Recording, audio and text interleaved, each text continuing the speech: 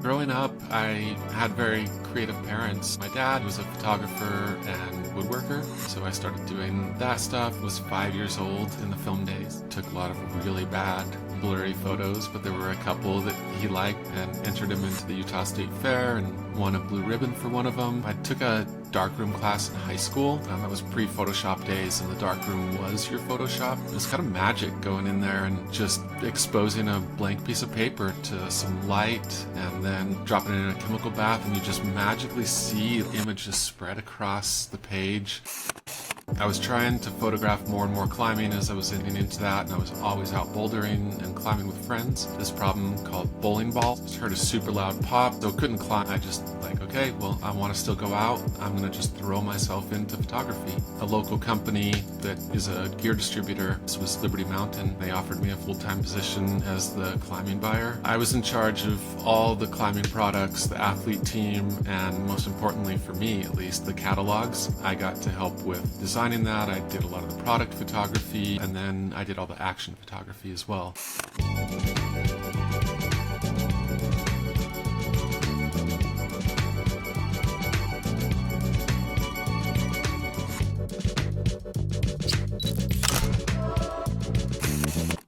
I'm so excited to welcome the multi-talented, the wonderful, the amazing Nikki Smith to the Photo Talk Show. Nikki's a photographer, a writer, an artist, and a speaker who's been working in the outdoor industry for over 20 years. She uses her photography, design, and writing skills to help companies bring their ideas to life. As a climber and runner, Nikki represents brands like REI, Scarpa, and Mountain Hardwear. She uses her platform to advocate for the LGBTQIA+ community, and Nikki and I have been colleagues and friends for over 10 years. So I'm really excited to sit down with you, Nikki. Welcome to the show. Oh, thanks for having me.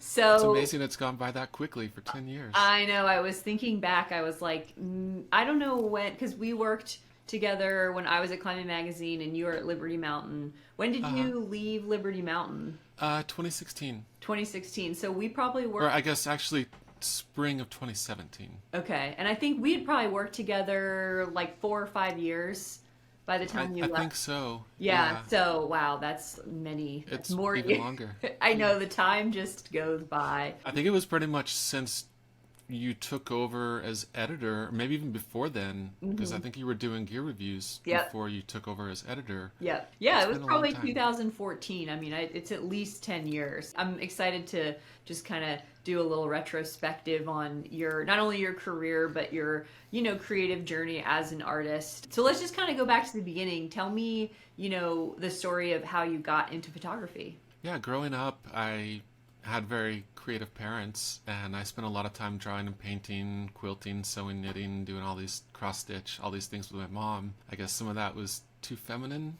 so I was encouraged to do more things with my dad, and he was a photographer and woodworker, so I started doing that stuff, and I think it was 5 years old.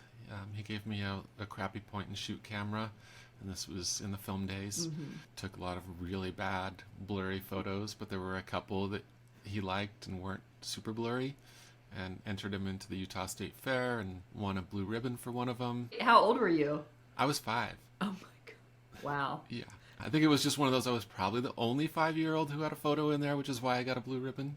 I was going to say, was there an age category? Did you school some 50-year-old photographers? I have no idea. I mean, the blue ribbon was just like an honorable mention type thing, I'm sure. So I'm sure they just gave those away. But that, as a kid, 5-year-old, that's a pretty cool thing. Do you remember walking around with a camera at that age? Yeah, I remember it was like some leather strap with like an old leather case that was worn, and my camera kind of sitting in that, and had my old hand-me-down backpack from my dad and a walking stick or something. I don't know, when I was really young.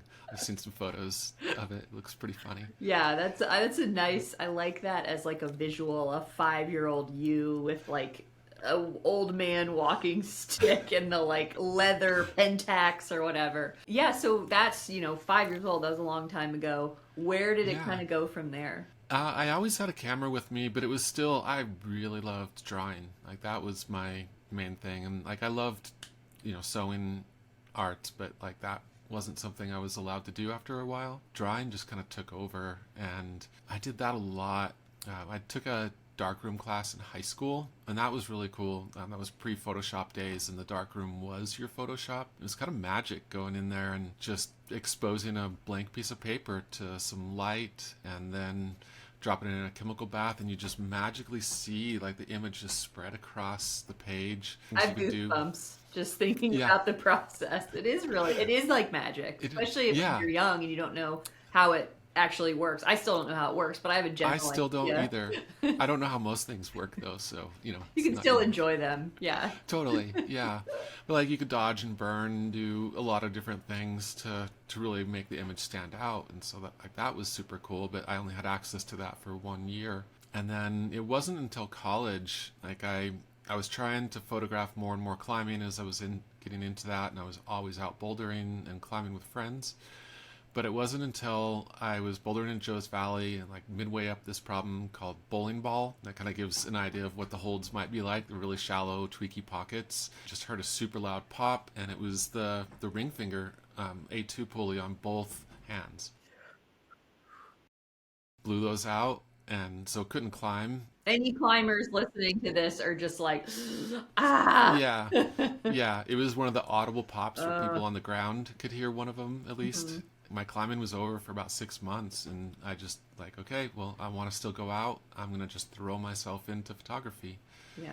And just really went after it. And then when I felt like I was ready, I begged a local photographer who worked at a gear shop part-time in Salt Lake to review my work, and hauled a little light table and magnifying loop over there and like my 20 best slides. Were you living in Utah at this time, or were you? I was, yeah. Yeah, this was probably right around 2000, maybe 99, 2000, somewhere in there. And so you're like in your 20s, you're psyched on climbing, you're psyched on living the life. It was pretty much my life, like school, climbing, and being married. Like that was, like my personal life with my wife. Like that was it. Like it was just all as much climbing as possible. And I mean, that's like you've got your priorities straight, when you're in your 20s. About that, but... For your 20s, I mean, that's like to have. I feel like to have a wife, and you still have that same wife. Her name is Sherry, and we're celebrating 28 years in just a few weeks. 28 years. So you did something right. You know what I mean? Yeah, definitely. Have met her so young, and to go through these phases of life together and still be together is really a testament. So you did have your priorities straight in some capacity. In some. So you're traveling around, you're going to school in Salt Lake, right? Uh-huh. Mm-hmm. Yeah, I was going to the University of Utah, and when I first moved back to Utah, I grew up here, but then moved away for 3 years and then came back, and I just wanted climbing partners, so I started a climbing club at the U. Then I started working at the climbing gym in town, Recreation, started teaching climbing, started guiding, started volunteering for the Access Fund as a regional coordinator for Utah. Mm-hmm. Everything I could do to be like completely immersed in climbing. And throughout it all, you've got your camera with you and are just, building your portfolio, developing as a shooter. Where did that fit in as far as, you have all the extracurriculars? Were you starting to try and turn it into a career, or were you focusing on school? Like, how did that kind of fit into your bigger life? Definitely was focusing on school. Like the reason I was gone for 3 years is I joined the Army. That was the only way I could get to school, and I really wanted to graduate from college. Like that wasn't something that I thought was attainable for most of my life, and so like I took that pretty seriously. But then I think the climbing photography and climbing itself, I think I took probably just as, and probably even more so. I thrived on not sleeping, so like my body could handle that back then. And just go. Yeah. So what were you studying in school? Commercial recreation.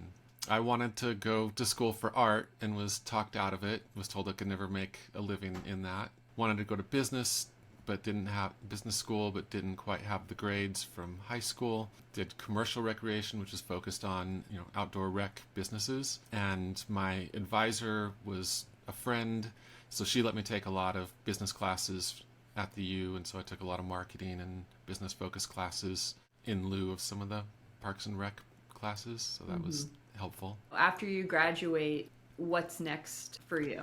I was in school, and while I was volunteering with the Access Fund, I had been arranging slideshows and area crowd cleanups, and a local company that is a gear distributor, they reached out to me and asked for help in trying to organize a cleanup in Little Cottonwood Canyon and a slideshow. So I did that for them, and I needed to do an internship for one of my classes, so I asked if I could do an internship there, and this was Liberty Mountain. They're a distributor of Bial, Edelweiss, Gravel, Singing Rock, Cypher, a lot of different outdoor brands. I was working there, I think, 2 weeks, and they offered me a full-time position as the climbing buyer. And so while I was in school for my last year, I was working full-time there as well. And was that a role where you got to, sort of exercise your artistic capabilities? Definitely. Yeah, I was in charge of all the climbing products, the athlete team, and most importantly for me, at least, the catalogs. This was kind of pre-internet or towards the start of internet, and so like everyone would get a catalog mailed to them every year, whatever each brand had to offer. I got to help with designing that. I did a lot of the product photography, and then over time, all of the product photography for a while until I started hiring people, and then I did all the action photography as well. So I got to get paid to take climbing and outdoor photos and do freelance on top of that. That really helped in developing my work because I got to see both sides as an editor, seeking submissions from some of the best climbing photographers at the time, and then see what they'd send in and what their stuff looked like and how I would use that in layout, and then also try to figure out what each other brand wanted and what the magazines wanted. Each brand or magazine has its own unique style and vision and way they want to show or portray whatever story it is that they're trying to tell, and they're not always the same. Like a climbing photo is not always good enough. It needs to fit within their aesthetic, and I think that really helped me a lot in learning that. What was your process behind sort of figuring out the style and the aesthetic of the different magazines, and how did you sort of incorporate that while you're shooting, while you're editing, without losing your own perspective? So how do you kind of balance that? That was always hard for me. I was lucky in my job with Liberty. I got to create that style, so that kind of became whatever I wanted it to be. That's the best situation, when you're like kind of the boss Totally. of the art, and then you're like, ooh, I want to do this style and this style. You can kind of do it all. Yeah, with the others, I think it kind of hurt me in some ways that I kind of stuck to my own style. I took advice from everyone and I kept working on my photography, but I needed it to be something that I wanted. It was less of, I'm going to do this photo shoot and make it fit this brand. And it was more of, I'm going to do these photo shoots, and then I'm going to go through those photos and pick out the individual ones that would work best for this brand or this magazine. And then this other set would maybe, if I get turned down by those ones, will go to this brand because this image, the lighting, the positioning, colors, whatever it might be, seems more like it fits this brand. And so I tried to look at it that way. I mean, there are definitely times when you get an assignment and they're like, this is what you need to do, where you have to kind of mix your style with theirs and sometimes even lose some of your own style a little bit more so. I haven't always enjoyed those type of articles. Most of the articles, features that I did with magazines were ones that I pitched myself instead of taking assignments. I got those here and there, but I really tried to pitch myself so I could have a lot more control in what the images might be and what the story would be. So I'm assuming you were early days at Liberty Mountain. Were you still shooting film? I was. How did it work with film when you obviously have more of a finite amount of frames to shoot? Yeah, it was tricky. I mean, I had a budget for myself because film was around $15 a roll and you had 36 exposures a roll, and then developing was around $15. If it was a good photo, then you had to get it scanned, which depending on the size of the scan could be very expensive, and you had to buy slide sheets and spend hours going through everything, looking with a little magnifying glass loop and a light table, and go through and try and determine on some little tiny square whether it was sharp enough. So it was a lot of time and work. I feel in a lot of ways I was a lot more selective with what I shot, and I planned things out a lot more back then. Like, I think you really had to. Like, you had to be certain, like, okay, at this exact time of day in here, I've scouted this spot over and over. Like, this is exactly what I want in this frame. Whereas with digital, I can go out somewhere and I don't necessarily have to have as rigid of a plan. I can futz around with it. I can experiment as much as I want in there. It was always scary. Like, you'd go on this trip for a week or two, especially going to Europe or someplace that I couldn't get back to easily.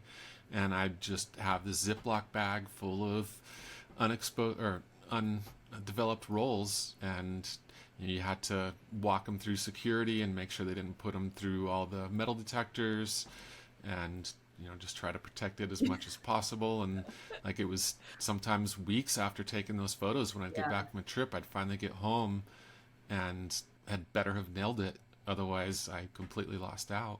I want you to think about the feeling then and the feeling now. You've gone and shot, you have all your undeveloped film, and let's say it's 6 weeks before you get to see the images, versus now when you're like, click, click, click, click, click, look, how does it change the experience for you? I think in some ways it's a lot less nauseating. Like, it was just really stressful. I mean, I got used to it and it was fine, but it was still, like, in the moment, like, okay, I'm pretty certain I have all my settings right, I have everything good, I'm lining things up the way I want. There's always this little bit of doubt that kind of remains in there, and it felt like the closer I got to dropping the images off and then going to pick them up, that, like, my heart would just be racing when I'd go in there and, like, oh shit, like, is this gonna turn out bad? Did you ever have any full on, like, just absolutely bombed the shoot, didn't get any usable pictures? I had one. And I remember I started dry heaving in the Photoshop. Was it a paid shoot? No, it wasn't. Luckily, it was something more local, but it was of a first ascent, and it was something important to me and the person I photographed. And yeah, I felt really sick because I thought, like, oh, I nailed it. Like, these are awesome photos. They're gonna be so good, and it didn't work out. One thing that I think that people don't understand about adventure photographers is that a lot of the images we see that are really stunning are images where the photographer has gone back to a place where they understand how the light is hitting the wall, what the aspect is, how the runner is going to be on a ridge line, where the skier is going to be in regards to the sun at a certain time of year. Now we can go back to places, and if you're in a place for a week, you can go there 4 days in a row and take pictures every day. With the film, were you still doing that sort of scouting? Yeah, I was, as much as possible. I mean, my older guidebooks have so many notes in there. I'd have detailed beta on a climb, and then right next to it, like, 4:30 p.m. in August, like, this cliff gets this light, and sometimes it was, okay, there's this amazing arête that gets lit up. There's no route there. I need to go back and bolt that specifically for the photo. And I did that multiple times as well, where I bolted routes just because the light and everything looked so amazing. Like, I had to put a line there. You ever seen if other photographers have gone back to shoot some of those lines? This was probably 10 years ago or more.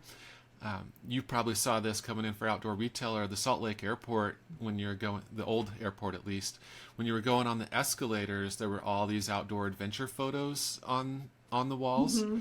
And I remember going by one and just, like, it was a route that I bolted and did the first ascent of in the Uintas, and I had multiple photos of it. I put it in the guidebook that I wrote, and I was going by and just waiting, like, that's my photo. And just, like, started walking backwards on the thing, just like, I didn't submit that. How did they get that? And started looking at it like, not my photo, it's someone else.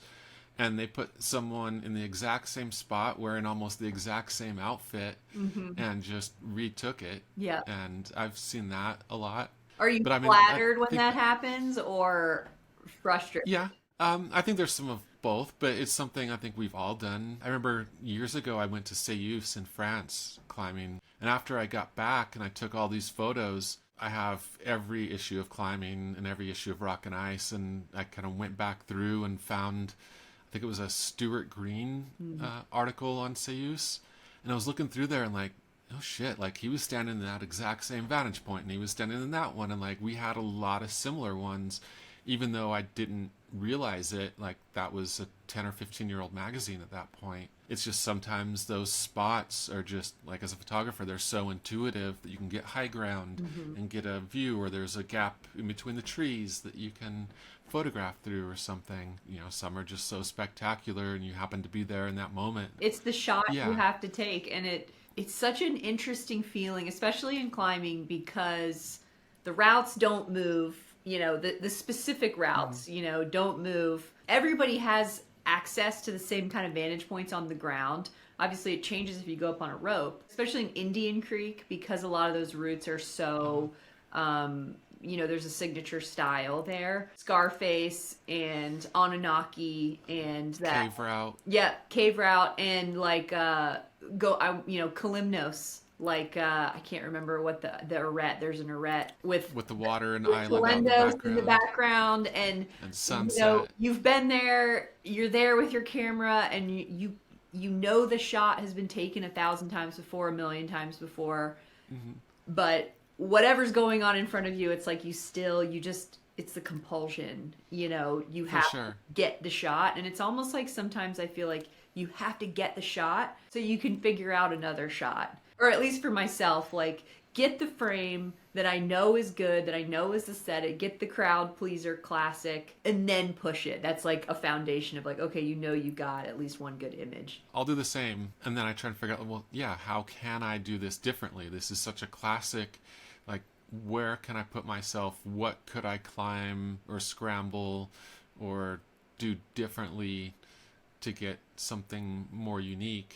And you can't always do that. I know you've done it with other images, which we're gonna see, teaser alert, taking some sort of classic climbing shots and adding a little spicy twist. But we'll talk about that more then. But yeah, it's like here's your foundation, the shot everybody else gets, and then you can kind of build on that. And I feel like that's how most artists approach art in general. I feel like I'm seeing a lot of conversation around, you know, others sort of stealing work, or like, what does it mean if you go in and you're the first, you know, you're the first person who took a photo of a particular route because you bolted the route and then you see that exact image and you know that it came from something you created. I mean, are you honored by that? Yeah, I am. Like, I mean, it kind of, at first it was like, what the fuck? But then it's like, well, you know, I've been on road trips and gotten some of those similar type ones that, like, I saw that in the guidebook and like, oh, well, that's in the guidebook, but you know, that the lighting wasn't that great. Like, if I get it at this time, you know, it'll look better. I can improve on it in that way or something. Whether or not that's really the case, I don't always know, but it's a part of being a photographer. When I was in my teens and I first started looking at the magazines in the early 90s, like, I wanted to do chain reaction, the Climate Smith Rock, and I wanted to do the Iron Man Traverse in Bishop, and I wanted to go climb the Black Dyke, and all these ones that, like, that was a part of Pinnacle. Like, when I do those, I've made it. I not only had to climb those because I saw these amazing photos from other photographers, well, I'm here, like, I have obsessed about this and dreamt about being in this very spot, and I'm finally here, like, of course I'm going to take that photo. You know, like, those other photographers totally inspired me. Those other photos are why you're there in the first place. And a lot of times, I think at this point, maybe less so more, although it's hard to tell. Like, I've been so influenced by photography and climbing for so long that, you know, it's hard to kind of separate what's still on my dream list from the past knowledge versus what's new. But they were super influential. I mean, I got to climb the Black Dyke. It's a ice mixed route in New Hampshire. I did that 2 years ago or a year ago. I had been dreaming about doing that climb since the early 90s. And like, I built it up in my head, and the conditions were so good on it that it was so good quality, but it was kind of a letdown that, like, oh, it's not really that difficult in the conditions I was at. But it was like, it had just been a part of my climbing experience that like I needed to do that. That was like a pinnacle moment for so long. It was super meaningful. So I can't fault someone for having seen images in a guidebook or a magazine or a film. So I can't get too mad at people for copying that. Part of the reason we do it is because we like the idea of inspiring other people to get out there and fall in love with these Definitely. places the way that we've fallen in love with them. What are your secrets to longevity in this industry? I mean, where everybody's up and down, and I know you and I in the past have talked about like taking breaks from photography, taking breaks from climbing. So how do you sort of navigate that to still be able to come back to it and enjoy it? Yeah, it definitely ebbs and flows. I've been climbing for more than 35 years now and seen so many different iterations of how I approach it, I think. I think as far as longevity in climbing, early on I just wanted to climb super hard and I just kept getting injured and I couldn't. And so I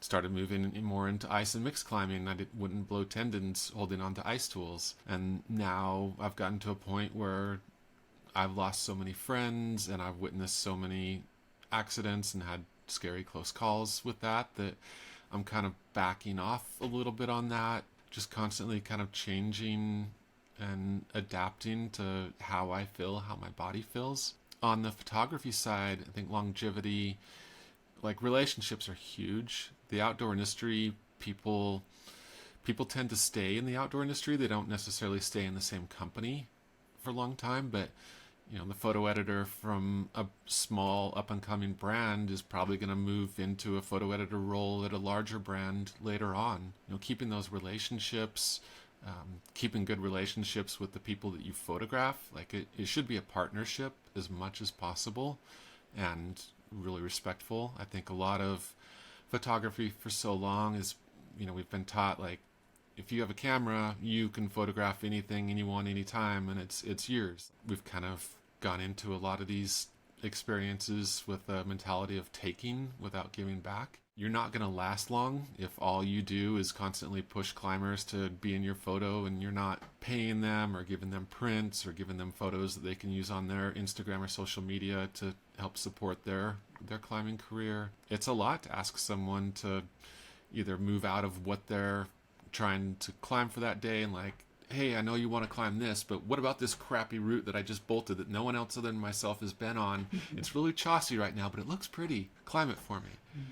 That's not necessarily what they had in mind for the day. So you need to make sure that you're keeping a good relationship with them. Then I think a lot of personal projects, non-climbing stuff, I'll photograph a lot. I have kind of personal projects within climbing that have been long-term projects that very few people other than myself have seen. And it's, at some point maybe I'll share some of them, but it's kind of nice having something that's just for me and I don't have to worry about whether an editor likes it or whether it can be published or whether I can make money from it. It's just something to create just to create. And then I'm doing more and more drawing and painting and other artistic projects just to continue to have fun and then come back to the photography when I feel it's right or something I really want. Maintaining relationships, taking breaks, coming back when you feel is right, and then personal projects. Like, what makes you stop everything you're doing and pick up your camera or say, I have to shoot that? There's a book that I just read. I think it's The Art of Creativity. Is that the Rubin one? Yeah, the Rick Rubin book. Like, we create these stories about why we create and what each piece means, but really it's just something inside of us that pushes us to create. And the story is really unimportant because what a photo or what an art piece that I do means to me doesn't mean the same thing to someone else who views it. So like the story is really irrelevant. The art itself is what's relevant. I don't know. There's just, I love creating. I feel like my first ascents have always just as much about like the creative act as anything else. And I don't know. It's just always kind of been there. I just love experimenting and creating and expressing myself that way, and I don't fully understand why or how why I lose that inspiration at times. And It's a holistic view of your creative process. It speaks to me in the way my creative process is. Like sometimes, yeah, I want to hang out with a specific person or be in a certain environment, maybe in a bouldering area where people, there's all these badass women who are crushing, and like you get your creative expression, you get community. It is also your job, and it's kind of like everything, but it's also just one thing, if that makes sense. Like it seems like it's tied into so many aspects of your life, but it's also something that you can put down and come back to. and it's constantly evolving and changing. Early on, there were definitely like, I want to go to this place, and so I pitch an article, and if I get a yes, then I, try to figure out how to actually make that happen, and I get my expenses covered. Usually not a whole lot more than that, unfortunately, with climbing photography.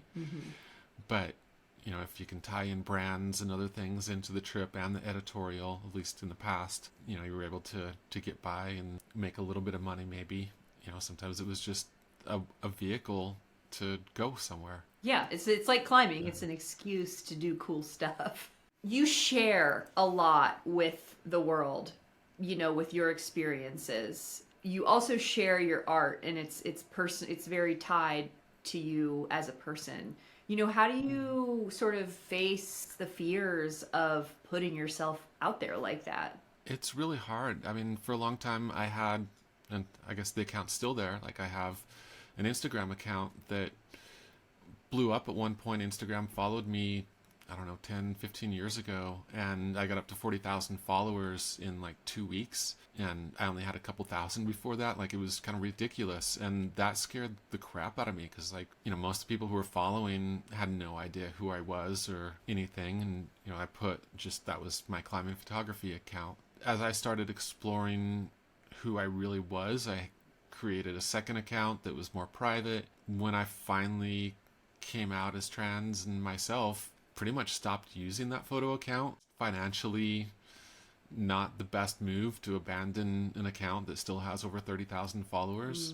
And I had a couple hundred when I started my personal one, and still don't have a very big amount for the type of work that I do. Like, having a follower count definitely plays into ability to get a job as a photographer anymore. Brands really look at your follower count, which kind of sucks. Like, it should be about your work, but that's just another platform for them to get additional views and advertising. I don't know, I just kind of let go of that, and I actually rarely post my photos on my personal one. Like, it's more just personal stuff that I'm doing, or things that I'm advocating for or trying to speak out about. I don't know, I'm trying to figure out like how to share. Like, I kind of really hate sharing. It stresses me out to have to post on Instagram, and if I could just post the photo and not have to worry about writing a caption and doing all the stuff that you have to do, and maybe I should just go back to that and just dump photos on there without any explanation or something. But I don't know, like, I don't share as much of my work anymore. Last year I did a photo shoot with someone who's a North Face athlete and a really good friend, and we hadn't hung out for a little while. Like, I guess I got self-conscious, and I didn't want it to feel like I was just like everyone else, that once you got onto the North Face team, like, hey, let's hang out and go get photos taken. Because I've had that experience. Once I got on with brands, people I haven't seen in a long time, or people I've never hung out with, all of a sudden Come out of the woodwork. they want to, Yeah. and I didn't want them to feel that way. And it was one of the most amazing days I've had outside in a long time. Like, we just had amazing conversations all day. Afterwards is like, hey, like, I was wearing some new North Face stuff. The brand's interested in looking at your photos. Like, do you want to send it in? And I didn't do it. And like, I should have, but it just didn't feel right to me. It was just such a perfect day with someone I care about that I just kind of wanted it to remain that way as much as possible, which is a very crappy way to run a business. Well, so that actually leads well into the next question, which is, you do a lot of things, for your career. It's made up of a lot of different parts. Can you kind of just talk about those different parts and maybe how they sort of work together? Because it seems like they're all tangentially related. It's interesting when I'm asked what I do now, I can't give a regular answer. I have the photography side and I do get photo work here and there with it, not as much as I used to. And then I'm an athlete or ambassador for quite a few different brands. I teach at ice climbing and rock climbing festivals. I've taught at trail running festivals and events. I love teaching, something I've always kind of done, and just really, really enjoy working with other people. I do guide people or instruct people outside. I teach photo clinics. I speak. I write a lot. I don't know, create art, drawings and paintings. So you're very like project based. You either get invited to do a project or maybe you pitch something, and based on what it is like how you would decide like what medium, you're going to use and what sort of skills you're going to rely on. Yeah, somewhat. Like it's all interconnected. So, sometimes I'll be asked to go speak at a climbing fest. And so I'm the headline speaker, and then I'm also teaching or guiding that day. I'll go a few days earlier, stay a few days later, and I'll be photographed climbing stuff, or I'll arrange photo shoots and I'll photograph other people since I'm already out there. It's all interconnected, and I don't know, it's really hard to juggle all of it. Yeah. How do you juggle it all? I mean, it obviously sounds really difficult. It's been a work in progress and learning how to juggle it. For a while, I think I was on the road for a few years, almost 3 weeks out of every month. A lot of them were just back to back, just constant traveling. And I would come home from some of those and like, okay, finally home. I want to go out and climb or want to do something. And like, I wouldn't leave the house for a week. Like, I'd just be so exhausted. I've been figuring out ways to manage all this more, and I've been saying no more. And so shorter trips, the trips are less close together more so now, so I can have more time at home and time to recover, or personal time. But I'm still trying to figure it all out. I've got a bunch of big personal projects that I just need to schedule out time and say no to everything, which is really scary.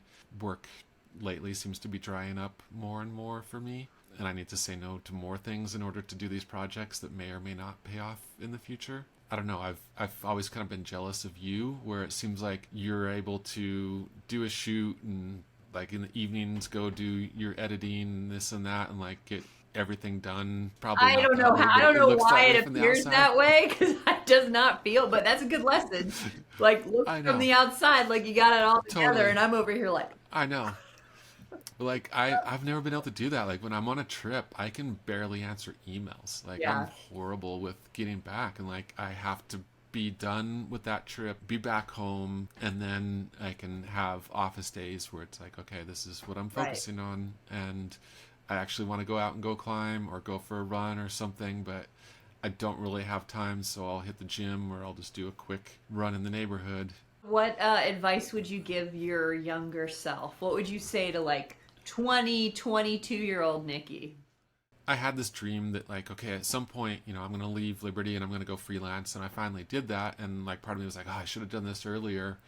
But it was really hard. I lived off of savings for quite a while. I didn't have the clientele built up, and I wasn't sure whether I would make it. I don't know that I would necessarily give advice to change anything, but I guess the advice I would give to myself or anyone who decides they're going to go for it is no. It's not going to be overnight. I think I heard a joke recently that it was like 10 years of hard and constant work to be an overnight success. And I think a lot of times a freelance career can really feel that way, where you have to put in a lot of time and energy before to even build your portfolio.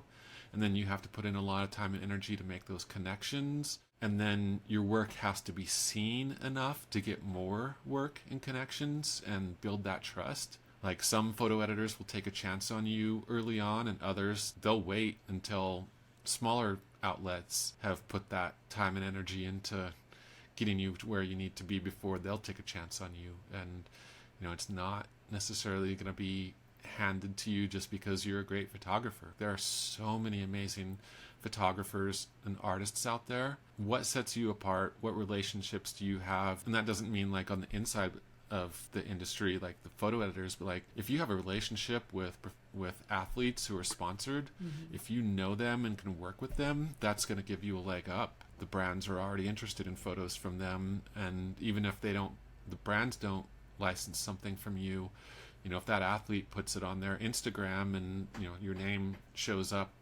more and more, it doesn't necessarily get you work. I think there's this myth that, you know, if you get tagged in something or we give you photo credit, you know, that's going to bring work to you. And it doesn't work that way.